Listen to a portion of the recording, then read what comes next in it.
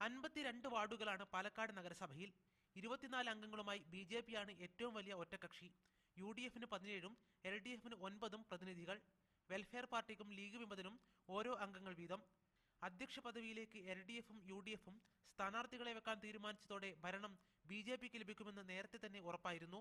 13ാം വാർഡിൽ നിന്ന് തെരഞ്ഞെടുക്കപ്പെട്ട പ്രമീള കുമാരിയാണ് അധ്യക്ഷ. ബി.ജെ.പി ജില്ലാ പ്രസിഡന്റ് ശ്രീകൃഷ്ണകുമാർ വൈസ് ചെയർമാനാകും. പാലക്കാടിലെ വികസന പ്രവർത്തനങ്ങൾക്ക് മുൻതൂക്കം നൽകിക്കൊണ്ട്, അടിസ്ഥാന സൗകര്യങ്ങൾക്ക് മുൻതൂക്കം നൽകിക്കൊണ്ട് കക്ഷി രാഷ്ട്രീയ ഭേദമന്യേ ജാതി ഭേദമന്യേ പ്രവർത്തിക്കുമെന്ന് ഞാൻ ഉറപ്പുതരുന്നു.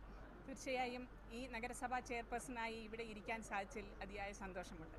ഭരണപക്ഷത്ത് 24 പേരുണ്ടെങ്കിൽ പ്രതിപക്ഷത്തിന്റെ അംഗസംഖ്യ 28ആണ്. അതുകൊണ്ട് തന്നെ ഭരണത്തിൽ ഏകപക്ഷീയമായ തീരുമാനമെടുത്ത് മുന്നോട്ട് പോകാൻ ബി.ജെ.പിക്കാകില്ല. സമ്മർദ്ദത്തിലായിരിക്കും ഭരണം. ഇതൊക്കെയാണ് ഇരു മുന്നണികളും കണക്കുകൂട്ടുന്നത്. അനിശ്ചിതത്വങ്ങൾ നിറഞ്ഞ 2005-2010 ഭരണകാലയളവിൽ കോടതി ഇടപെടലുകൾ മുഖേന 6 മാസത്തോളം ആക്ടിംഗ് ചെയർമാൻ പദവി ബി.ജെ.പി പ്രതിനിധി വഹിച്ചിരുന്നു. മീഡിയ 1 പാലക്കാട്.